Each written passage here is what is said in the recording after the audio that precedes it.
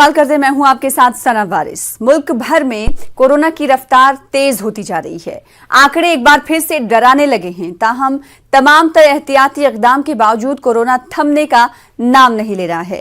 कई रियासतों में कोरोना का नया कहर सरकार के लिए नई चुनौती बनकर आया है, तो कई रियासतों में लीडरान बेखौफ होकर इंतखाबी मुहिम में मसरूफ हैं। हालांकि बढ़ते कोरोना केसेस को देखकर सरकार ने एक्सपोर्ट का अमल बंद कर दिया है। पिछले 24 घंटों में 53,476 नए मामले सामने आए हैं। 251 अफराद की मौत हुई है। गुज़िश्ता 5 महीनों में ये सबसे ज्यादा तादाद है। अकेले महाराष्ट्र में ही 31,000 से ज्यादा केसेस सामने आए हैं, जबकि मुल्क में 3,95,192 एक्टिव केसेस हैं। रोजाना बढ़ रहे आंकड़े तशवीश का बायस हैं। अगर ऐसे ही आंकड़े बढ़ते रहे तो हालात बद से बदतर हो सकते हैं। आज इसी मौजू पर जानेंगे दो खास मेहमानों से उनका रुख। प्रोग्राम दो रुख में सबसे पहले दो खास मेहमानों का तारुफ करा दें। हमारे दरमियान सारिका जैन साहिबा, जो कि तर्जुमान हैं भारतीय जनता पार्टी के, मौजूद हैं। आपका इस्तकबाल करते हैं। साथ ही साथ एक और खास मेहमान साधना भारती साहिबा, जो कि कांग्रेस पार्टी से ताल्लुक रखती हैं और तर्जुमान है कांग्रेस की, आपका भी इस्तकबाल करते हैं। सबसे पहले सारिका जैन साहिबा, आपके पास ही आ जाते हैं, क्योंकि सरकार को ही आंकड़े देने पड़ते हैं और सरकार की नजर बड़े करीब से आंकड़ों पर रहती है, तो सरकार एहतियाती कदम भी उठा रही है। लेकिन सवाल ये उठता है कि अगर ऐसे ही रोजाना आंकड़े बढ़ते रहे तो हालात तो बहुत खराब हो जाएंगे। देखिए, ये तो क्या वजह मान रही है सरकार? हाँ, मैं आपको बताती हूँ। ये तो हम सबको समझना होगा। इसमें कोई राजनीतिक पार्टियां राजनीति ना करें। ये एक ऐसी चीज है कि ये आपको भी हो सकती है, मुझे भी हो सकती है, और जो मेरे साथ ये गेस्ट बैठी हैं साधना जी, इनको भी प्रॉब्लम हो सकती है। तो इसको तो हम सबको मिलकर ही निपटना पड़ेगा। इसके लिए सरकार ने बोला भी है कि टेस्टिंग, ट्रैकिंग और ट्रीटमेंट, मतलब कि टेस्टिंग भी प्रॉपर हो रही है हमारे यहाँ पर, और जो ट्रैकिंग है वो ठीक तरीके से हो, और जो ट्रीटमेंट है वो ऑलरेडी इतनी सारी वैकेंसीज के लिए सेंटर्स बनाए गए हैं, और जो वृद्ध लोग हैं, जो 45 से अबव लोग हैं, उनको भी सही से ट्रीटमेंट दिया जा रहा है। हमारे माननीय प्रधानमंत्री नरेंद्र मोदी जी ने पहले ही बोला था कि 2 गज की दूरी, मास्क है जरूरी। उनकी दूरदर्शिता ये दर्शाती है कि हम सबको उनका जो निर्णय था उस पर जो हम फॉलो करते जा रहे हैं, उससे हमारा देश फिर भी और देशों की तुलना में बहुत बचा हुआ है। तो हमारे देश ने लेकिन सारिका जैन साहिबा, आप कैसे कह सकती हैं गुज़िश्ता 5 महीनों में सबसे ज्यादा केस आज सामने आ रहे हैं? आपको कहां से ये लग रहा है कि फॉलो किया जा रहा है तमाम गाइडलाइंस पर जो सरकार दे रही है, या फिर सरकार की तरफ से सख्ती जितनी बरतनी चाहिए थी उतनी बरती जा रही है? देखिए, सरकार अपनी तरफ से सख्ती बरत रही है, लेकिन ये हम लोगों का दायित्व बनता है, हमारा फर्ज बनता है कि हम उसको कैसे निभाएं। क्योंकि ये जरूरी नहीं है कि सरहद पर जाकर ही देश की सेवा होती है। जरूरी ये भी है कि हम अपने देश में रहकर नियम कायदे जो कानून बनाए जाते हैं उनको भी ठीक प्रकार से हम फॉलो करवा सके, खुद भी फॉलो करें, और अपने पड़ोसी को, अपने सामने वाले को, आजू बाजू के लोगों को भी फॉलो कराएं, स्ट्रिक्टली फॉलो कराएं। तभी जाके हम शायद कुछ अच्छा कर पाएंगे। ये जो आंकड़े बढ़ रहे हैं हमारी बेवकूफी के कारण बढ़ रहे हैं, हमें उसको रोक लगाने की जरूरत है।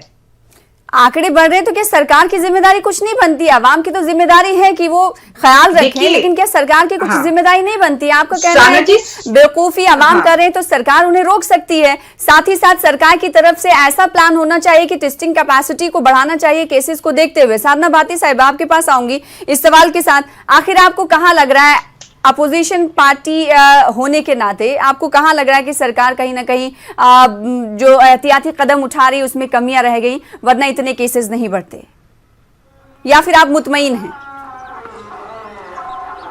आदरणीय सना जी, आपके चैनल के माध्यम से एक दफा और मैं यही अपील करती हूँ कांग्रेस की राष्ट्रीय प्रवक्ता होने के नाते जिम्मेदारी के साथ, कि सभी लोग एहतियात जरूर बरतें, मास्क भी लगाएं, सैनिटाइज भी करें, जो भी सरकारी गाइडलाइंस है उनका पालन करें। लेकिन भाजपा की प्रवक्ता अभी बड़ी अच्छी बातें कर रही थी, मगर प्रश्न यही है ना कि इन्हें सिर्फ बातें ही करना आता है। बोल बच्चों तो बहुत देते हैं, झासाराम बाबा का चूरन जमकर बांटते हैं, लेकिन इनकी कहीं क्रियान्वयन नहीं होता, कहीं बात नहीं होती।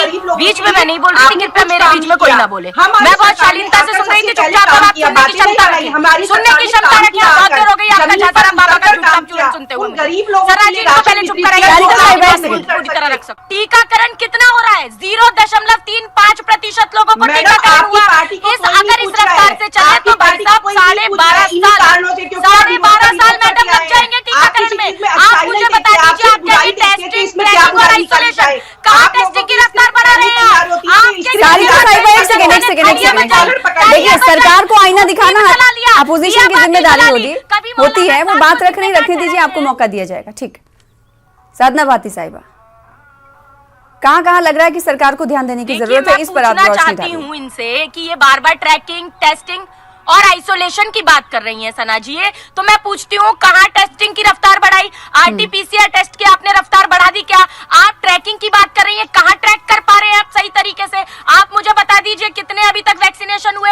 0.35%। इसी रफ्तार से अगर चले सना जी तो 12.5 साल लग जाएंगे पूरे देश में 70% लोगों को वैक्सीनेशन लगाने में, और 18 साल लगेंगे 100% लोगों को वैक्सीनेशन लगाने में। आपके कहने पर, इस भाजपा सरकार के कहने पर, इनके बोल बच्चन के चलते थाली बजाई, दिया बाती जलाए, फूल बरसवा लिए। आपने कोरोना वॉरियर्स को खूब डंडे भी बरसवा लिए। इतने भाषणबाजी करने का शौक है तो जाके शिवराज सिंह चौहान मध्य प्रदेश के मुख्यमंत्री को समझाइए, जो मध्य प्रदेश के अंदर तो कोरोना का रोना रोते हैं और पश्चिम बंगाल में जाकर मास्क उतारकर हाथ मिलाते हुए नजर आते हैं सबसे। नरोत्तम मिश्रा गृह मंत्री मध्य प्रदेश के, उनको समझाइए। वो कहते हैं मैं मास्क नहीं लगाऊंगा, आप कहते हैं कि हम सरकार हमारी बातें मानने का काम करे। अरे पहले अपने मुख्यमंत्री और मंत्रियों से बातें मनवा लीजिए मैडम। और दूसरी बात, आप वैक्सीनेशन जो एक्सपोर्ट करने का काम कर रहे हैं, वो बंद कर दिया। मंत्री ने बताया कि उन्हें प्रति खुराक 158 रुपए एक वैक्सीनेशन मिल रही है, और आप विदेशों में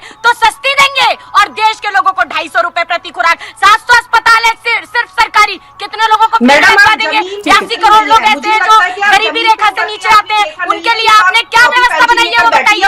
ये बोल बच्चन और झूठ छाप चूरन बांटने का काम झासाराम बाबा का बंद कर दीजिए और भाषणबाजी दीजिए अपने मुख्यमंत्रियों को। समझाइए, जिनके लिए चुनाव आते ही कोरोना छुट्टी पर चला जाता है, लोकतंत्र की हत्या करने के लिए कोरोना छुट्टी पर चला जाता है, राजनीति भुनाने के लिए कोरोना छुट्टी पर चला जाता है, और जब उनका मतलब साधने का समय आता है तब कोरोना हो जाता है। तो राजनीतिकरण बंद कीजिए और भाषणबाजी कम कर दीजिए। ठीक है, सारिका जैन साहिबा कीजिए, आरटीपीसीआर टेस्ट को बढ़ाइए। और टीकाकरण पर आते हैं, वैक्सीनेशन पर आते हैं, आप इनका जवाब दीजिएगा। साथ ही सवाल ये कि अभी तक जो कुल टीकाकरण हुआ है, वैक्सीनेशन हुई है, वो 5,31,45,709 डोज दी गई है। भारतीय जनता पार्टी ने ये टारगेट जुलाई तक तय किया है कि 30 करोड़ लोगों को टारगेट रखा गया है कि जुलाई तक आप टीकाकरण करेंगे। अब जैसा कि केसेस बढ़ रहे हैं, तो क्या टीकाकरण की कैपेसिटी को नहीं बढ़ाना चाहिए? देखिए, हमारी टीकाकरण की जो कैपेसिटी है 2 से 3 महीने में आप 5 करोड़ तक आए हैं, जुलाई तक इतना कैसे बढ़ पाएंगे? देखिए, जितना व्यवस्था से हमारी सरकार, केंद्र सरकार ये पूरी व्यवस्थित आंकड़ों पर बात करिए। नहीं सारिका जी, मैंने जो आंकड़े दिए उस पर बात करिए ना। आंकड़ों पर ही बात करिए। जनवरी से टीकाकरण शुरू हुआ है ना, आपको पता है वो होना चाहिए। साधना, हाँ, आपने अभी साधना जी ने क्या बोला कि इनको 1.5-2 साल लग जाएंगे यदि इसी रफ्तार से काम किया। मैं साधना जी से पूछना चाहती हूँ, आज इनको सरकार ने नकारा क्यों? इनको जनता ने नकारा क्यों? क्योंकि इन्हें 70 साल और गरीबी नहीं अरे भाई, तब कोरोना नहीं था। सारिका साहिबा, सरकार ने जो टारगेट तय किया, एक सेकंड साधना भारती साहिबा, साधना भारती जी एक सेकंड, साधना जी एक सेकंड। 7 साल में सब बेच दिया मैडम, एयरपोर्ट बेच देंगे, LIC बेच देंगे, मतलब बेच खाएंगे सब कुछ और नहीं मैडम। साधना जी एक सेकंड, बात तो रखने दीजिए उनको। अच्छा नहीं लगता है 70 साल में जो हमने बात तो रखने दीजिए भाई। जी ने UN में जाकर बताया कि IIT से लेकर कॉलेजेस से लेकर मेडिकल से लेकर क्या हाईवे से लेकर एयरपोर्ट तक लेकर कांग्रेस पार्टी ने दिए, और आपने लाइन से उनको सरकारी संपत्ति को बेचने का काम कर दिया। अरे शर्म कीजिए और शर्म आनी चाहिए ये बातें करने में।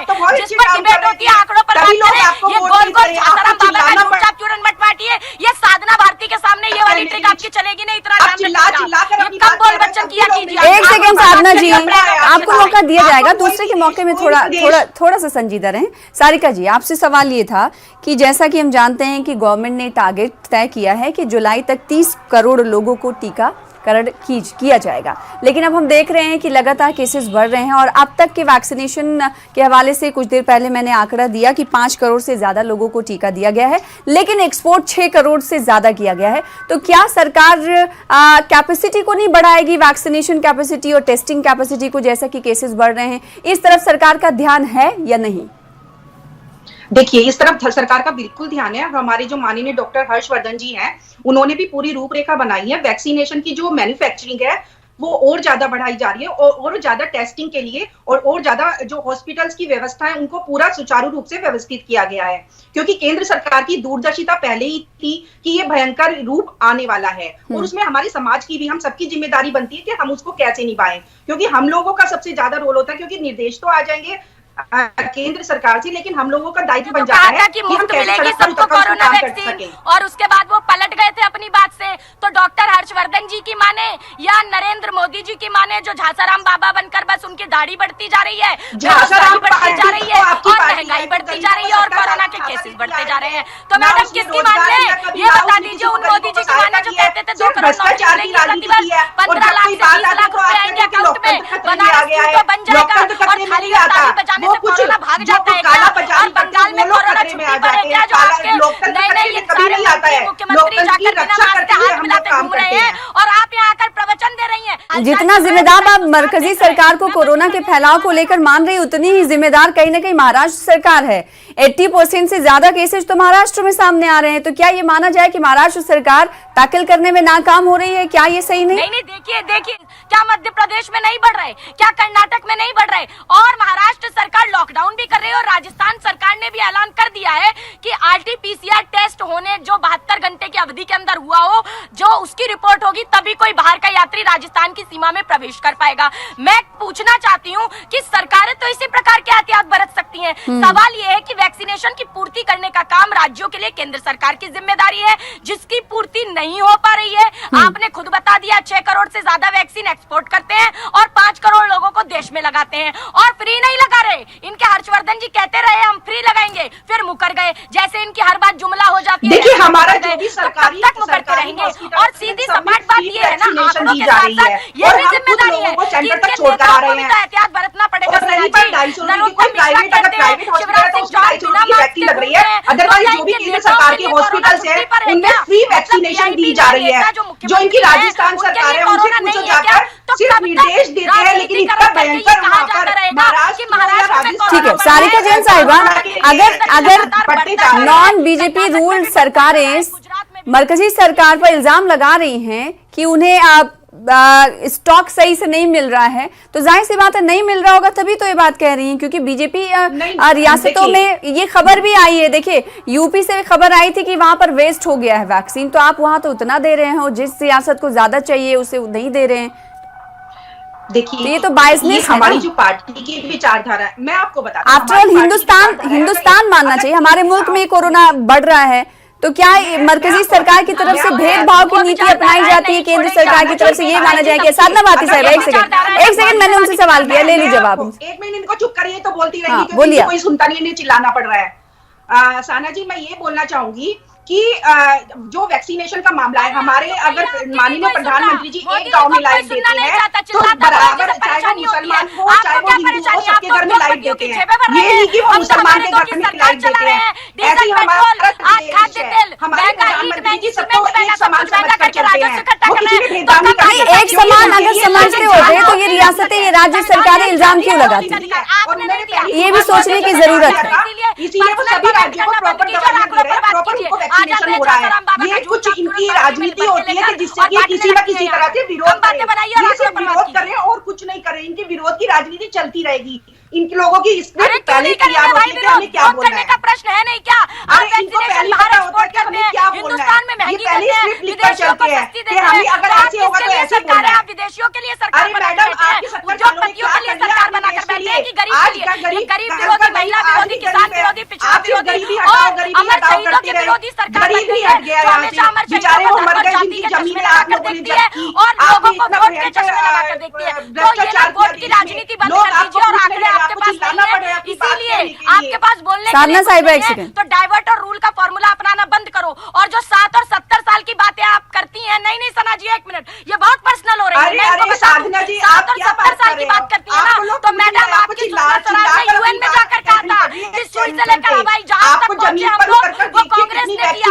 7 साल में अपने सरकारी संपत्ति कैसे बेचने पर लगाई है, और चाहे वो कोई सी भी राज्य हो, किसी से भेदभाव की राजनीति हमारी सरकार नहीं करती है। और करोना को लेकर तो बिल्कुल नहीं करेगी, और जो आप अभी जनता को बेवकूफ कह रही थी, आप इसका शब्द है ये, देश की जनता बेवकूफ नहीं है, सत्ता किसी की भी चीज हो वो सेफ रहनी चाहिए। जनता के लिए बेवकूफ जैसे शब्दों का उच्चारण करना बंद कीजिए आप। सारिका जी आपके पास मैं आऊंगी सवाल के साथ और आपसे रिक्वेस्ट है साधना जी आपके पास मैं आऊंगी। बेवकूफ बताती हैं ये, तो ये देश की जनता को अगर बेवकूफ बता रही है सना जी, तो देश की जनता को इनके अहंकार क्या। और नहीं क्या आपको लगता है आप लोगों को, देखिए आप पार्टी के नुमाइंदे हैं और इस तरह से आप एक दूसरे से झगड़ेंगे तो क्या आवाम आपको सुनेगी? कभी इस पर फिक्र किया आप लोगों ने? उनकी बात आप इस तरह से अपनी बारी का इंतजार नहीं करेंगे? इनसे पूछिए ना ये वैक्सीन एक्सपोर्ट क्यों कर रहे हैं? नहीं अभी तो बंद कर दिया, इतने दिनों से तो यही पूछ रहे थे कि सरकार वैक्सीन क्यों एक्सपोर्ट कर रही है, एक्सपोर्ट क्यों किया जा रहा है, उसका जवाब अभी बंद कर दिया। अभी तो सरकार कह रही है कि बंद कर दिया। सारिका जी सितंबर की अगर हम बात करें तो सितंबर में 98,000 कोरोना केसेस आए थे और अब 5 से 6 महीने हो गए हैं, मार्च आ गया है और मार्च में अब 53,000 समथिंग केसेस सामने आए हैं। तो क्या आपको ये नहीं लगता कि जो पुरानी रफ्तार जिसे रोक दिया गया था, जो खत्म हो गई थी, एक तरह से लोग राहत की सांस ले रहे थे और अब एक बार फिर से कोरोना रिटर्न हो रहा है, ऐसे में सरकार को ज्यादा मुतहर्रिक होना चाहिए, एक्टिव होना चाहिए इस मामले में, या फिर पहले से ही तैयारी की जानी चाहिए, या फिर ऐसे पॉलिसीज बनाने चाहिए कि जो छूट दी गई है वो छूट इतनी ना दी जानी होती? कि आपको नहीं लगता कि इस तरफ सरकार को सोचना चाहिए? देखिए सरकार ने पूरे अपने कायदे से चल रही है और पूरी गाइडलाइन भी बनाई हुई है, इसीलिए उन्होंने बोला कि ट्रैकिंग ट्रीटमेंट और ये सब बोला, क्योंकि वो पता है उन्हें दूरदर्शिता का पता है कि किस तरह से चलना है। मैंने पहले भी बोला कि खुद तो हम लोगों को भी सतर्कता बरतनी होगी, से थोड़ी ना क्योंकि हमें इलाज हो जाता है। आपको क्या लगता था बोलने से 15 से 20 लाख आ गए क्या? बोलने से 2 करोड़ नौकरियां मिल गई क्या? बोलने से बनारस रूट बन गया क्या? बोलने से डीजल पेट्रोल सस्ता हो गया क्या? बोलने से महंगाई रुक गई? चलिए अच्छा, कम से कम आप मुझे सवाल करने का वक्त दे रही है, वरना तो आप दोनों ही बात कर रहे हैं। आपके पास बोल बच्चा नहीं है बस। मैडम पहले इनको ही बोलने दीजिए, मैं तो बाद में बात। साधना जी एक सेकेंड, मैंने उनसे सवाल किया है, जवाब ले लीजिए, उसके बाद जवाब ले लीजिए आपके पास। आपको बोलने के लिए प्रधानमंत्री तक पद तक पहुंचाया था क्या झासाराम बाबा को? सारिका साहिबा, सारिका साहिबा आपके मुताबिक सरकार ने सारी तैयारियां कर रखी हैं, सरकार कहीं पर पीसीआर टेस्ट की गति क्यों नहीं बढ़ाई जा रही? सरकार कहीं पर आपको रेस में पीछे नजर नहीं आ रही, तो फिर आंकड़े क्यों बढ़ रहे हैं? हकीकत तो यही है ना। देखिए मैं बताती हूँ, ये जो कोरोना है, सिर्फ और सिर्फ आप कह रहे हैं कि लोग जिम्मेदार हैं, सरकार की पॉलिसियां जिम्मेदार नहीं, सरकार की पॉलिसी जिम्मेदार नहीं है, क्योंकि मैंने आपसे पहले ही बोला है कि ये कोरोना का जो नया स्ट्रेन आया है ये थोड़ा डिफरेंट टाइप का आया है। जो बताइए कितनी शर्मनाक बात है, इस पर आपत्ति ना जताएं, अनुमान कैसे रोक लूं अपने आप को? आप कहीं बीच में बोल रही हैं, अरे सरकार जिम्मेदार नहीं है, सिर्फ जनता जिम्मेदार है। शर्म आ रही है आपको? अरे थालियां बजाली, तालियां बजाली, कभी मौलाना साहब को कहते थे यही वो लोग थे ना, जब हम लोग ताली और थाली बजा रहे थे जनता को कि दवाई क्यों नहीं बनाई, जब हमने ताली और थाली के साथ दवाई भी बनाई, तो अब ये लोग भी उस वैक्सीन को लगवाने जा रहे हैं।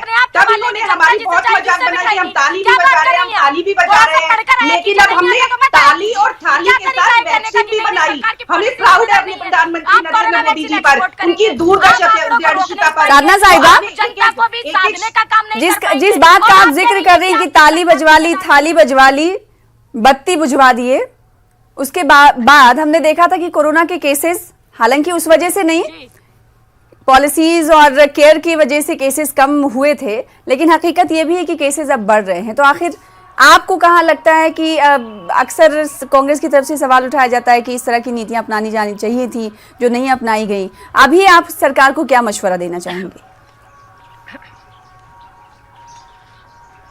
देखिए यही मशवरा है हमारी तरफ से कि सबसे पहले तो गलती तब सुधारी जाती है जब उसको माना जाता है। बीमारी का इलाज तब हो सकता है जब वो बीमारी पकड़ी जाए। ये तो सरकार के नुमाइंदे आके यहाँ बैठे हैं और आप ही के समक्ष सरेआम ये कह रहे हैं नेशनल टेलीविजन पर कि सरकारी पॉलिसीज जिम्मेदार नहीं है। हास्यास्पद है, हंसी आती है मुझे। आंकड़े गिनवाए जा रहे हैं हम बता रहे हैं कि आप इतनी गति से चलेंगे, बहुत धीमी गति से सरकार चल रही है। पहली चीज ये कि RT-PCR टेस्टिंग की स्पीड को तेज किया जाना चाहिए, तभी आप टेस्टिंग, ट्रैकिंग और आइसोलेशन पर काम कर पाएंगे। टेस्टिंग, ट्रैकिंग और आइसोलेशन बोलने से ये क्या नहीं, सरकार ने बोल दिया। भाई सरकार कब से क्या नहीं बोल चुकी है? आपकी सरकार तो क्या बोल के बैठी हुई है? 15 से 20 लाख 2 करोड़ नौकरी, कोरोना नहीं बढ़ेगा और बनारस रूट बन जाएगा, गंगा जी साफ हो जाएंगे, महंगाई रुक जाएगी, डीजल पेट्रोल कम हो जाएगा। तो आके बोल बच्चन देने से कुछ होना थोड़ी ना है। इसलिए आप बोल बच्चन और झासाराम बाबा का झूठ चाप चूरन मत बांटिए, यही मशवरा है। आप RT-PCR बढ़ाइए और गरीबों के लिए वैक्सीनेशन को मुफ्त किया जाना चाहिए। सिर्फ सरकारी अस्पतालों की बात नहीं कर रही, क्योंकि सिर्फ 700 सरकारी अस्पताल हैं। 82 करोड़ से अधिक लोग जो गरीबी रेखा से नीचे आते हैं, उन लोगों का क्या होगा? वो कैसे इन 700 अस्पतालों में क्या ये पूरे 82 करोड़ लोगों को वैक्सीनेशन मिल पाएगा? ठीक है, सारिका जैन साहिबा, इसका जवाब आप दीजिए। एक्शन इनके पास में सरकारी अस्पतालों में आप फ्री कोरोना वैक्सीन दे रहे हैं, बाकी के अस्पतालों के हवाले से क्या? मैडम देखिए, आप सरकारी लोग पैसे पे करके वैक्सीन ले रहे हैं ना? नहीं, सरकारी में हमारा पूरा बनता है कि हम फ्री में वैक्सीनेशन, और बहुत अच्छे तरीके से हो रही है। मैंने खुद अपनी आंखों से जाकर देखा। और रही बात प्राइवेट अस्पतालों की, प्राइवेट अस्पतालों में भी कहीं नहीं, ये सवाल भी लाजमी है कि जब दूसरे मुल्कों के लिए आप दे रहे हैं तो कम कीमत पे दे रहे हैं, अपने भारत के लोगों के लिए आप ज्यादा कीमत वसूली कर रहे हैं। आखिर क्यों? आखिर क्यों? और मैं आपको वीडियो एक सेकंड साधना जी, एक सेकंड भाई, एक सेकंड साधना जी, एक सेकंड सारिका साहिबा, हाँ बताइए क्यों? देखिए, प्राइवेट अस्पतालों का अपना एक अलग खर्चा होता है, अपनी उनकी अलग एक कैपेबिलिटी होती है। वो हमारी ये तो नहीं कि आम जनता को वो फ्री में इलाज ठीक है, अब वो कीमत के हवाले से कीमत पर क्या कहेंगे? देखिए, कीमत भी बहुत मामूली 250 रुपए रखी गई है। ये नहीं कि नहीं, दूसरे मुल्कों में कम क्यों? फिर 2000 होगी एक और 158 रुपए एक्सपोर्ट कर रहे हैं तो उसकी कीमत कम क्यों? मुल्क में तो और सस्ती देनी चाहिए, दूसरों को महंगी देनी चाहिए। अभी तक तो यही सुनते हैं। ये बहुत सस्ती, मैं खुद बोल रही हूँ आपको, ये बहुत सस्ती कीमत रखी गई है ताकि सभी की पॉकेट में आ जाए ये कीमत। अरे भाई, कंपैरिजन कर रहे हैं, उसका जवाब चाह रहे हैं सारिका जी आपसे। अरे तो विदेशों में महंगी रखते ना, आप 250 को सस्ती बता रही है, मान लिया तो 158 रुपए विदेश में क्यों दे रहे हो? 100 रुपए दे देते फिर हिंदुस्तान में। जब विदेशों में 158 रुपए प्रति खुराक आप दे सकते हो, तो हिंदुस्तान में 250 रुपए सस्ता है क्या? अरे इतनी बुद्धि तो कोई बच्चा भी लगा सकता है। आप क्या बात कर रही है भाई? अरे मैडम, आपको आंकड़ा बता रही हूँ, कौन है पता कीजिए। बेल्जियम के मंत्री हैं कि नहीं है, उन्होंने क्या कहा सार्वजनिक तौर पर आकर कि हमें प्रति खुराक 158 रुपए में मिल रही है हिंदुस्तान से कोरोना की वैक्सीन, और हिंदुस्तान के लोगों को 250 रुपए मिल रही है। अब ये बता दो, 250 रुपए ज्यादा होते हैं कि 158 रुपए? 158 अंग्रेजी में बता देती हूँ, 158 रुपीज ज्यादा होते हैं कि 250 रुपीज ज्यादा होते हैं? ये बता दो। अच्छा, आपको बहुत अकल और आप ही को सारा ज्ञान है हिंदुस्तान का, जनता को तो आपने बेवकूफ बताई दिया है। मैडम, केंद्र सरकार है, उसने पूरी व्यवस्था की हुई है और बहुत अच्छी तरीके से ग्राउंड पर उतर कर देखिए आप, बहुत अच्छी तरीके से वैक्सीनेशन सेंटर क्या व्यवस्था की है भाई? व्यवस्था नहीं है आपके पास, सिर्फ चुनाव लड़ने की, चुनाव जीतने की, और नहीं जीत पाते तो सरकारें गिराने की व्यवस्था है, हॉर्स ट्रेडिंग करने की व्यवस्था है, लेकिन लोगों को कोरोना से कैसे बचाना है इसकी कोई व्यवस्था नहीं है आपके पास। ये झूठ मत बोलिए आप यहाँ। साधना जी, आपने कोई व्यवस्था नहीं है। सारिका साहिबा, कांग्रेस का सीधे तौर पर ये कहना है कि बीजेपी कोरोना के हवाले से इस वक्त कुछ नहीं सोच रही, सिर्फ सारा फोकस उनका चुनावी स्टेट्स पर है। वहां लीडर्स जाते हैं, हम देख रहे हैं तस्वीरों में मास्क ही नहीं लगाते हैं। आखिर क्यों? नुमाइंदे भाई, वो तो पैगाम देते हैं, आप जैसा करेंगे जनता वैसे ही कॉपी करेगी।